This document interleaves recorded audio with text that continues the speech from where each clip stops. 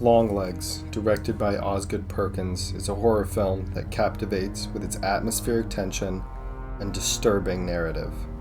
Starring Nicolas Cage as a Satan-worshipping serial killer and Makia Monroe as FBI agent Lee Harker, the movie delves into a chilling investigation filled with occult symbolism and visceral brutality. The film opens with a series of grisly family murders, seemingly random yet eerily methodical, echoing real-life cases where a parent kills their family before taking their own life. The other murders in the film more or less follow this format of familicide. These crimes are the core of the film and are the greatest part of its horror. Moreau's character, Harker, is a gifted new recruit assigned to these unsolved cases. As she delves deeper, she discovers that these tragedies are orchestrated by Cage's character, known only as Longlegs. This villain sends cryptic, zodiac-like notes, heightening the film's tension and mystery. One of the standout aspects of Longlegs is its deliberate and meticulously crafted atmosphere. Perkins, known for his previous work like The Blackcoat's Daughter, employs consistently low camera angles and quick bursts of subliminal imagery and fast-paced montages to create a sense of unease and claustrophobia. The film's aesthetic, combined with its haunting score, immerse the audience in a nightmarish world where every shadow and silence feels filled with dread. Nick Cage's performance is a highlight, delivering a character that is both terrifying and compelling. His portrayal of Longlegs, a character who is always unhinged and unpredictable, is amazing. Cage brings a manic energy to the role, making the killer both charismatic and deeply unsettling. Unfortunately, Longlegs does suffer from being too Nick Cage of a character, too exaggerated, too insane, and thus, in a way, deprives him of a sense of reality, which makes every appearance in the film less scary.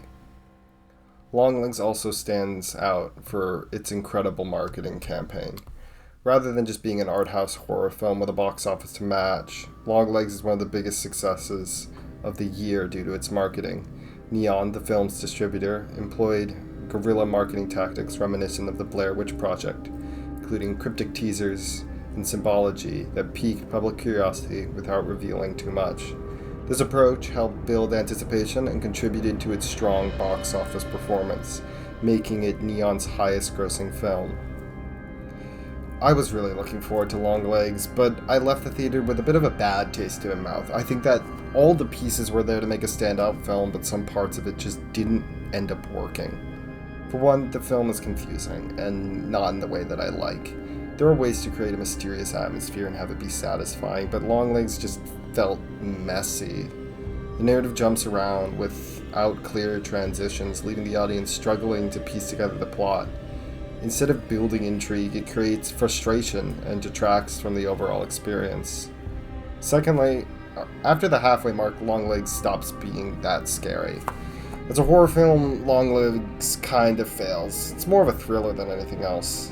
The initial tension and suspense are promising, but they quickly fizzle out, replaced by predictable plot twists and cliché scare tactics. The pacing becomes uneven, and the climax lacks the punch necessary to leave a lasting impression. Also, if you're gonna do an occult film, make sure you create a well-built framework of occult magic. But the occult elements in Longlegs didn't really work and come off as a bit boring. The rituals and symbols feel generic and uninspired, failing to evoke the sense of wonder or dread that good occult storytelling should. The film misses an opportunity to explore the deeper, more intriguing aspects of its supernatural premise, opting instead for surface-level thrills. The performances, while competent, can't fully salvage the flawed script. The characters lack depth and development, making it hard to invest in their fates, and the cinematography and special effects are decent, but they can't compensate for the film's fundamental shortcomings. Longlegs feels like a missed opportunity, and a big one at that. It had the potential to be a very memorable horror film, but it falls short in execution. If you're a fan of thrillers with a touch of supernatural, you might find some enjoyment in it, but just know that it was a bit disappointing for me. But despite criticisms regarding its exposition and occasional narrative of explanation, Longlegs does succeed in creating a chilling and immersive horror atmosphere. It explores themes of faith, trauma, and the thin line between order and chaos. The film's unapologetic brutality and symbolism ensure that it will be a topic of discussion and analysis among horror fans for a long time. So if you're that type of film buff, maybe give it a shot. Longlegs is a strange beast that isn't for everyone, though. Its hype was probably too well generated for the film that followed. I'm very disappointed by Longlegs because on paper this looked like an amazing film, but it just didn't land well enough for me.